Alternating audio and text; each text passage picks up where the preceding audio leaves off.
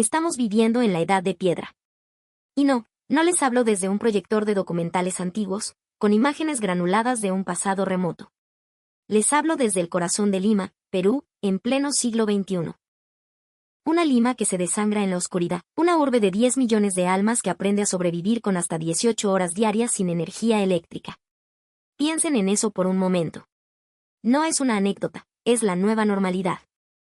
Ascensores que se convierten en ataúdes verticales, semáforos apagados que transforman cada esquina en una ruleta rusa de bocinazos y metal abollado. Hospitales, nuestros últimos bastiones de esperanza, operando al límite con generadores que tosen un humo negro y agónico, mientras millones de peruanos, en Miraflores y en Comas, en San Isidro y en Villa El Salvador, sincronizan sus vidas a un reloj implacable, el de la próxima hora de luz. Calculan con la desesperación de un náufrago el momento exacto en que podrán hervir un poco de agua, cargar el celular que es su única ventana al mundo, o simplemente ver el rostro de sus hijos antes de dormir. En los barrios más altos, en los cerros que abrazan esta ciudad monstruosa, la presión del agua es un fantasma. Un hilo miserable que dura unos minutos al día, un espejismo líquido antes de que la oscuridad lo devore todo de nuevo. Detrás de cada apagón, de cada barrio a oscuras, hay cifras. Cifras frías, duras, que cortan la piel como el bisturí de un cirujano indiferente. La gran paradoja es que el corazón del sistema, el complejo hidroeléctrico del Mantaro y otras centrales andinas que aportan casi el 50% de nuestra energía, técnicamente sigue ahí. Sus turbinas, gigantes dormidos, esperan el agua que ya no llega. La sequía, un fenómeno del Niño que ya no es un ciclo sino una condena, ha convertido nuestros embalses en desiertos de lodo resquebrajado. Y para rematar la tragedia, las centrales térmicas y las frágiles líneas de transmisión, esa telaraña oxidada que debería ser nuestro respaldo, están destruidas. No por bombas de un enemigo extranjero, sino por algo peor, por nuestra propia desidia, por la corrosión de décadas de corrupción y por el sabotaje nacido del conflicto social. El resultado es que barrios enteros, distritos completos, quedan desconectados, como islas de silencio y miedo en un archipiélago de caos. Vulnerables. Aislados. Miren hacia la Sierra Central. Miren a La Oroya o a Cerro de Pasco. Ciudades industriales que en su apogeo, con sus chimeneas escupiendo un humo de progreso y veneno, daban trabajo a miles e iluminaban con su producción las proyecciones económicas de toda una nación. Hoy, esas mismas ciudades, con sus casi 100.000 habitantes, no pueden garantizar una noche con calefacción en medio del frío punzante de la puna. No pueden asegurar que el respirador de un anciano en el hospital local funcione hasta el amanecer. Esto, señoras y señores, no es una metáfora. Es la crónica de un colapso anunciado. Es una advertencia. Los detalles, crudos y sin anestesia, a continuación. Desde los estudios de La Voz del Perú Profundo, les habla Javier Acosta. Nuestro país agoniza. Lima se apaga.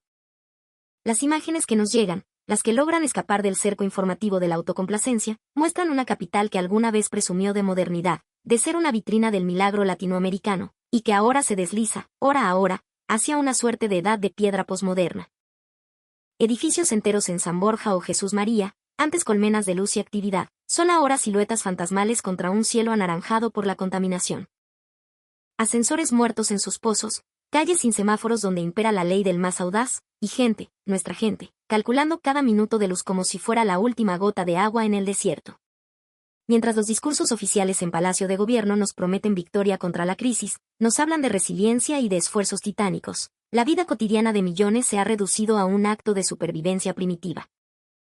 Esperar el siguiente par de horas con corriente para poder cocinar el menú del día, para cargar el teléfono y avisar a la familia que uno sigue vivo, y para accionar la bomba que subirá un poco de agua al tanque del techo. El enemigo aquí no es un ejército con tanques y misiles. El enemigo es una bestia de 1000 cabezas que hemos alimentado nosotros mismos, la corrupción endémica que se robó el dinero para modernizar la red, el conflicto social que dinamita torres de alta tensión en el sur andino como un grito de desesperación. Y la indolencia de un Estado que ha decidido golpear el corazón invisible de la nación, su sistema energético, dejándolo morir de inanición. La lógica del colapso es perversamente simple. No se ataca el corazón directamente.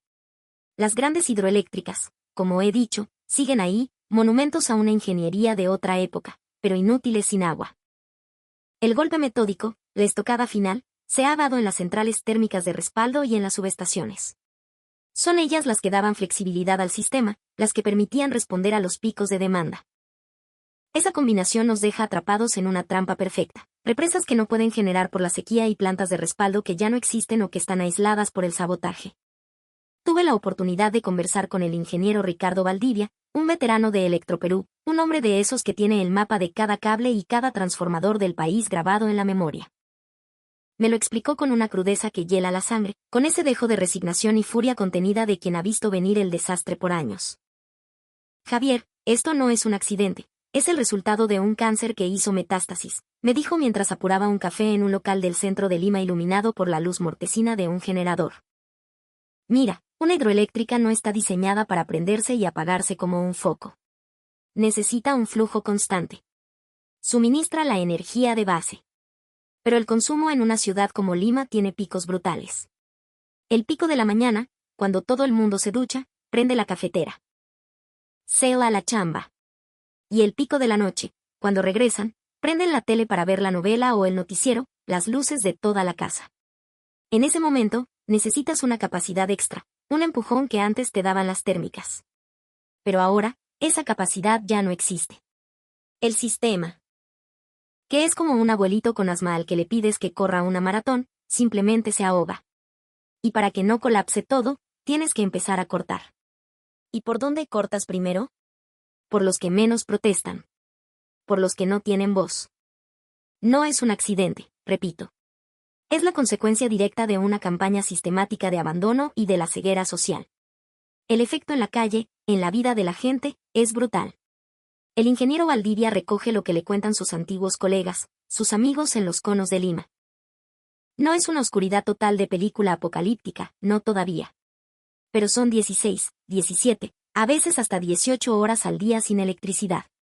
Imagínenlo ustedes, amables oyentes. Pónganse en esa piel. La luz llega a tu casa apenas 2 veces al día, en bloques de 2 o 3 horas. A veces a las 3 de la mañana, a veces al mediodía. Y tienes que organizar toda tu existencia en torno a esos breves oasis de energía. El resto del día transcurre sin corriente. Y esto no es un corte de luz cualquiera, como los de antes. Es un cambio de civilización. Cuando se va la electricidad durante casi todo el día, no solo se apagan los focos.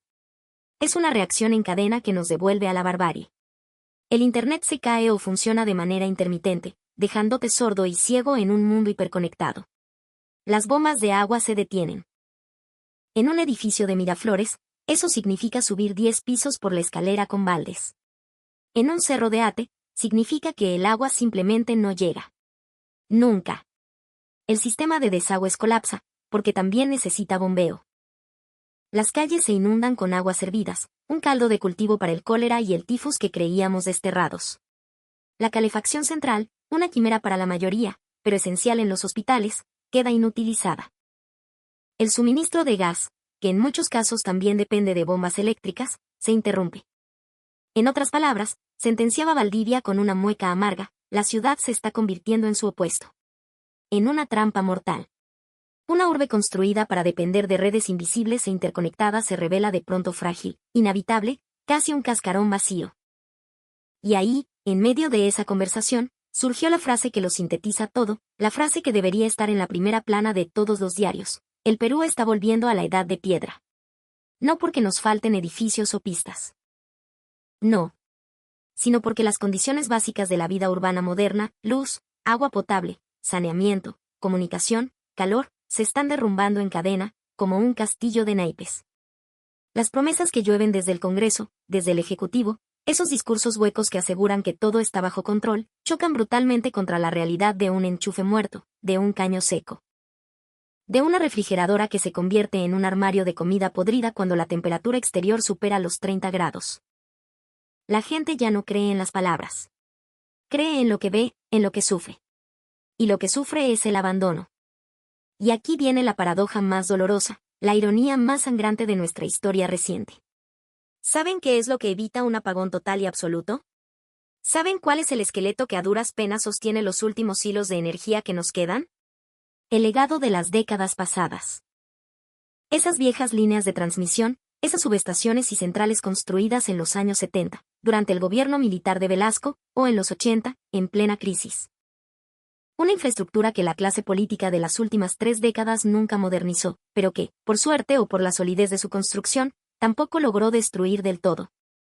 Viejas moles de concreto y acero, herencia de una época autoritaria, que siguen sosteniendo a duras penas los últimos vestigios de civilización en nuestra supuesta democracia. Sobrevivimos no gracias a las décadas de reformas neoliberales y promesas de inversión extranjera, sino gracias al esqueleto industrial que construyó un Estado planificador en otra época y que hoy resiste la sequía, la negligencia y el saqueo. La propia Lima, como las grandes capitales planificadas, cuenta con su propio sistema de generación, incluyendo centrales de cogeneración como las de Santa Rosa o Ventanilla. Esas plantas urbanas, diseñadas en otros tiempos para dar luz y calor de emergencia a los barrios, para ser el corazón energético de la ciudad, se han convertido en el objetivo prioritario del caos. Si caen, si su combustible no llega por los bloqueos, si una pieza clave falla y no hay repuesto porque la importación está trabada, no se oscurece solo un mapa eléctrico. Se enfrían también las casas, se apagan las incubadoras en los hospitales, se silencian las aulas en las escuelas. Esta combinación de golpes a la infraestructura y la dependencia de un legado viejo y no modernizado muestra algo que nuestros gobernantes no quieren admitir. El Estado peruano vive de las reservas del pasado mientras libra una guerra contra una crisis del presente, pero manejada con discursos vacíos sobre un futuro que nunca llega. Cada hora sin luz, cada niño estudiando con una vela, deja en evidencia esa contradicción monumental. Las promesas de entrar a la OCDE, de ser un país del primer mundo, suenan a un chiste cruel cuando la gente tiene que bajar con baldes al pilón público a buscar agua.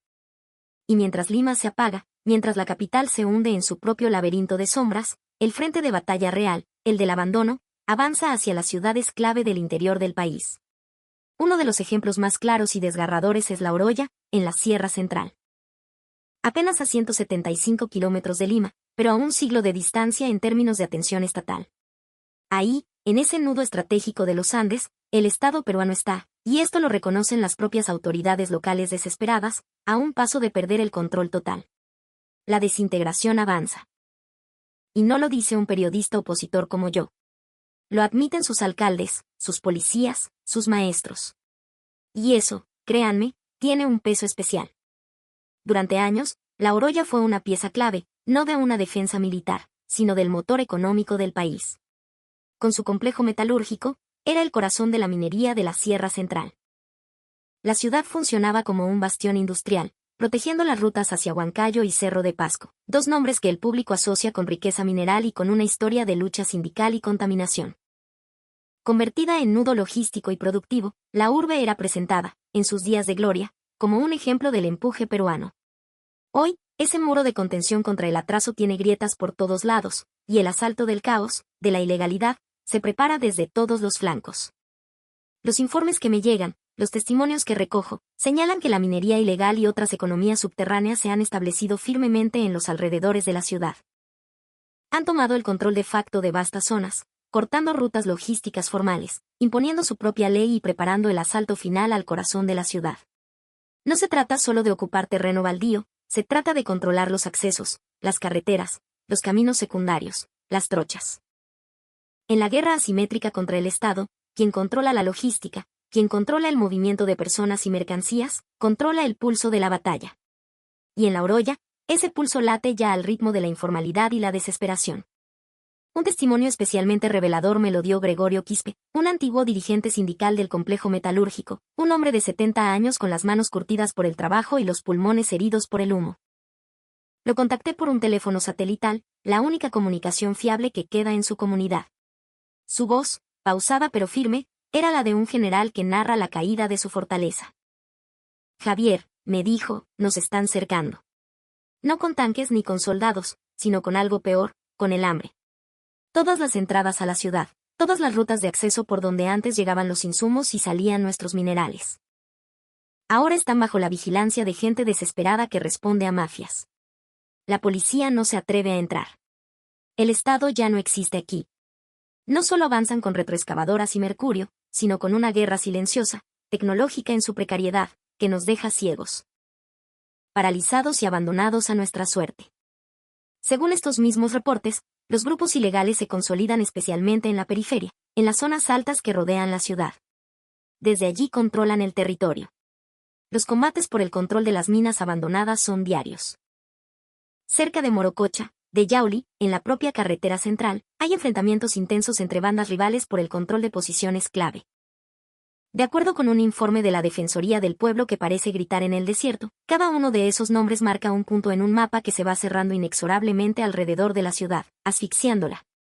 El propio coronel Constantino Machuca, jefe de la macrorregión policial, un hombre honesto pero sobrepasado, reconoce en privado que estas fuerzas del caos están cerca de lograr un cerco casi completo. En público, intenta matizar, afirmando que por ahora, solo concentran fuerzas y se preparan para el asalto. Su propia advertencia, sin embargo, es una admisión de impotencia. Admite que después de concluir sus operaciones de consolidación en las zonas mineras más alejadas, el siguiente paso lógico de estas mafias será iniciar el ataque directo por el control del casco urbano de La Oroya.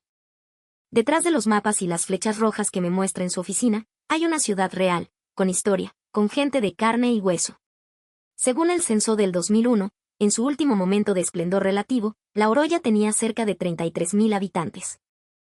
En tiempos de la Cerro de Pasco Corporation y luego con Centromin Perú, fue un orgullo industrial, a pesar de su terrible costo ambiental. Sus fundiciones y refinerías producían una parte significativa de los metales que el Perú exportaba al mundo. Sus chimeneas eran un faro de actividad económica en medio de los Andes. Hoy, esa ciudad que alguna vez brilló con el fuego de sus hornos se ve a sí misma amenazada por la oscuridad del abandono y por la posible entrada de la anarquía en sus calles. La paradoja es contundente, y es la misma que vemos en la capital. Mientras Lima se vende al mundo en ferias de turismo como la capital gastronómica de América, sus barrios populares sufren cortes de luz de 18 horas. Y mientras el gobierno en la capital promete restaurar el orden y la autoridad, ciudades industriales como La Oroya, construidas con el sudor de generaciones, pasan a manos de ejércitos informales a los que se demoniza de día pero se les deja actuar de noche. La brecha entre el discurso y la realidad se ensancha con cada nuevo apagón, con cada nuevo metro de territorio cedido al caos. Y cada vez se vuelve más imposible de ocultar.